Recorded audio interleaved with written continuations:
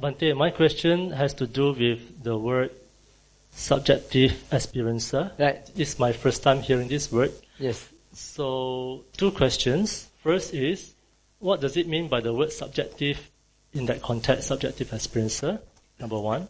Second thing is that I thought everything is experienced through the mind. Why is the subjective experiencer differentiated from the mind and it's not the mind itself? Okay. Related to that is, if that's the case, if it's different from the mind, what function of the mind is the subjective experiencer being mentioned in the traditional context? Okay. Thank you. I already explained that just now. I'll give you an example. As you're meditating, you hear a sound, then the mind recognizes that sound. That is the mind. Mind is the part of what the Buddha talked about. Having seen an object with the eyes, okay, he does not grasp the signs and features, otherwise he could be invaded by unwholesome states of longing and dejection. The same for the mind. Having cognized an object with the mind, he does not grasp the signs and features, otherwise he could be invaded by evil, unwholesome states of longing and dejection. Right? So, you hear an object, a sound with the ears, then the mind recognizes it. That is the mind. The subjective experiencer is the one that reacts to it. I said if it's inquisitive, then you will try to find out who is making that sound or where is it coming from. That is the subjective experiencer. The mind is the one that first perceives it initially, that is able to recognize that sound. And then after that, the subjective experiencer is the one that grasps at the sign and proliferates on it, makes the story out of it. Now, why do I say subjective experiencer? In the initial part of open awareness, we are doing object-oriented practice, in the sense that we are always anchoring ourselves to the 5 sense objects. Because this first part of open awareness is samatha practice just to settle your mind. And once your mind is settled, the next important step is to look at the subject. That's where the subjective experiencer comes in. This is like asking yourself, what's the mind doing? What's the mind doing? Actually, you're already beginning to watch the subject. But we are not going into detail. We are just asking, what's the mind doing? And once you know, you apply the anchor. Once you know, you acknowledge, you drop it, and then you come back to the senses.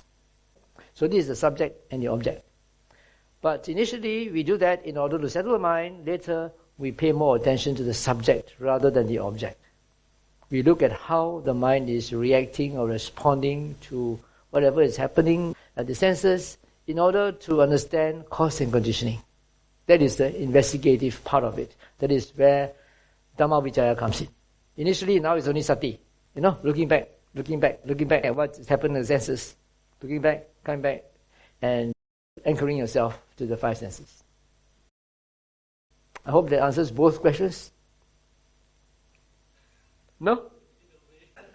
So from the explanation just now, so when, let's say, I hear a sound, so then if I were to ask a question, what is that? Mm-hmm. And Bhante suggested that one is actually the subjective experiencer. Yes. Isn't that a thought? Thinking's happening? Right, but it happens after the mind has recognized a sound happening. Yeah. Okay? So it is a follow-up. So the subjective experiencer is the one that follows up to the initial response of the mind.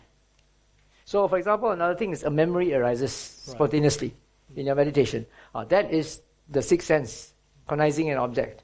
And then the subjective experiencer is the one that either pushes it away if he doesn't like it, or follows it if he likes it, or ignores it if he's doing focus awareness. Just ignore it and come back to your breath. That is the subjective experiencer.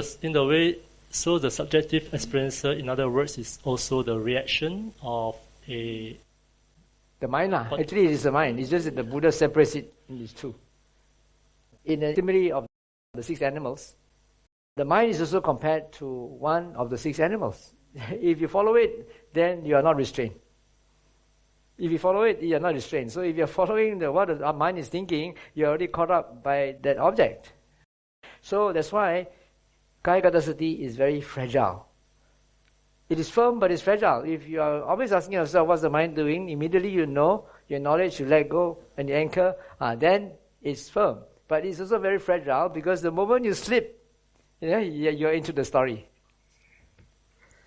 You get it? It's both firm and fragile. It's firm when you have mastered it. It's fragile when you're still shaky.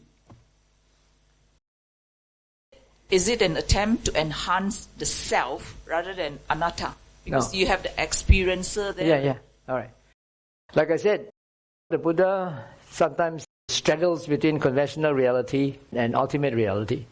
Sometimes he uses the word atta. For example, self is one's own protector. Which other protector can that be? That's found in Dhammapada. And then he says also, be an island unto the self. Take the Dhamma as an island. Don't take any other refuge. So that word, is it self-affirming? No, the Buddha is using self in a conventional language sometimes, and he uses not self in an ultimate sense. So, like I said just now, the initial part of it is to look at the objects, to calm your mind, settle your mind. When the mind is settled, then you look at the subject. And when you look at the subject, you see how the subject is responding to what's happening at the senses. And you try to relate that to cause and conditioning. What is the cause and condition for such a reaction to arise? Then when you see that, then the sense of self breaks away.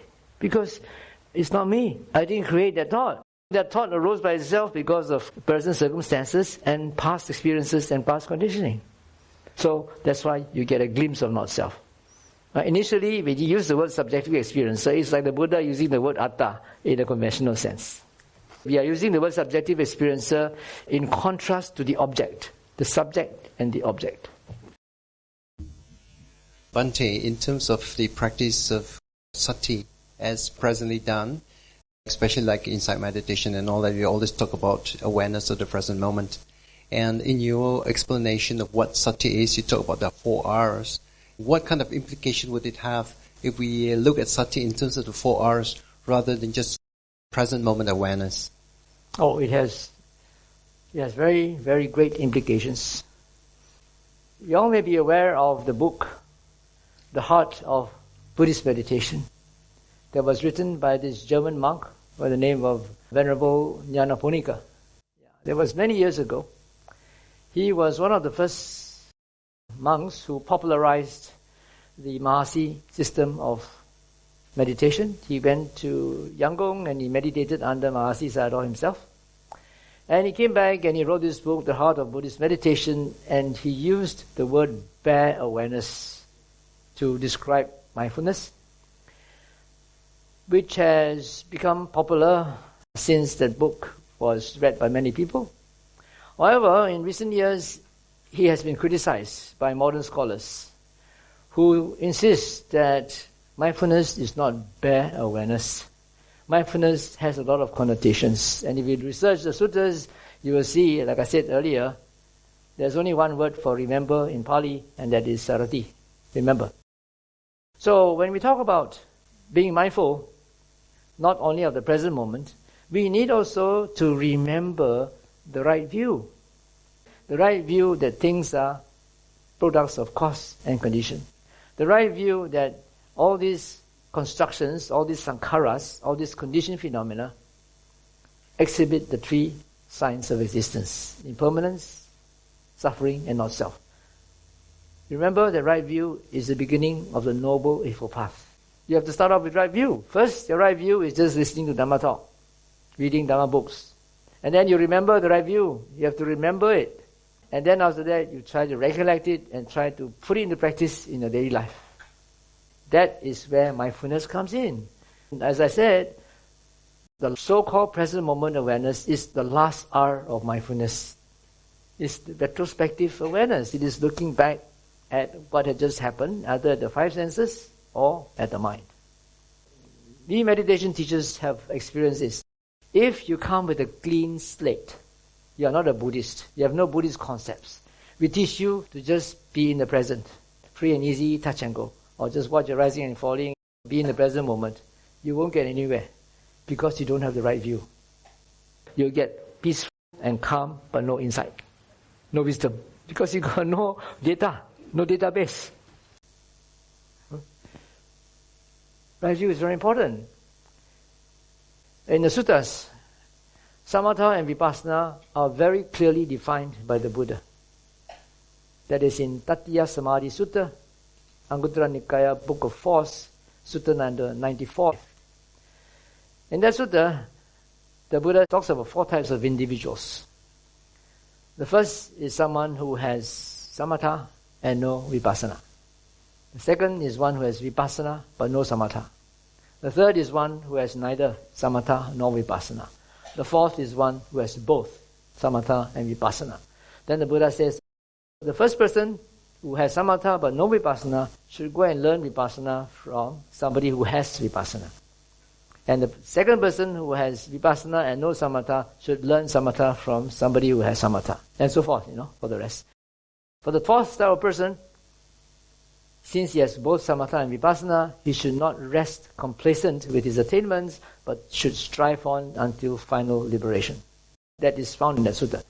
Now what is important about this sutta is, when this person who has samatha approaches someone who has vipassana, you must ask him 3 questions on how to practice vipassana. First question is, how to view sankharas. Second, how to investigate sankharas. And third, how to distinctly see sankhara. Now, this last one, distinctly see, actually is vipassana. Vi is distinct and passana is see. So you see, these 3 steps of vipassana starts with right view. How to view sankharas. You start off with getting the right view. What are sankharas? You have to know what are sankharas first in order to be able to meditate. If you don't know what sankharas are, how are you going to start vipassana? Because the whole object of vipassana is sankhara. So you need to understand what sankhara is. Some of you don't even know sankhara. How are you going to meditate? So once you know what sankharas are, then the next thing is, how am I supposed to view them? How am I supposed to regard them? The Buddha didn't answer all these questions in that sutta. Why? I think because he wants you to go and see somebody who has the experience. If he gives you the answer, it's all theoretical. If you don't have all these things, you go and see somebody who has vipassana and ask him these 3 questions. If you don't have samatha, you go and see somebody who has samatha, ask him 4 questions. All these questions are all clearly shown in the sutta, but no answers. You're supposed to get the answer from someone who has a practical experience.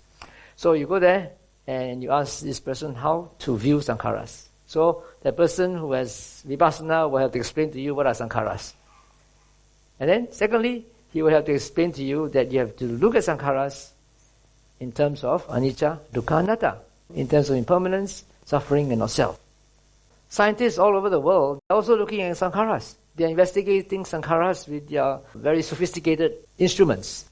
But they are not looking at them in terms of anicca, dukkha, anatta. Right? They are looking at them from another view, another point of how to make use of this for the betterment of society, or how to make use of this for creating arms, more and more powerful arms to destroy the enemy. So they are looking at things from a different viewpoint. They are still looking at sankharas. They are looking at things which are the product of causes and conditions. All the physical laws of nature, biology, chemistry, biochem and all that, all are based on physical laws of cause and effect. So the first thing you need to do is to view sankhara. So in order to understand how to view sankhara, you have to listen first.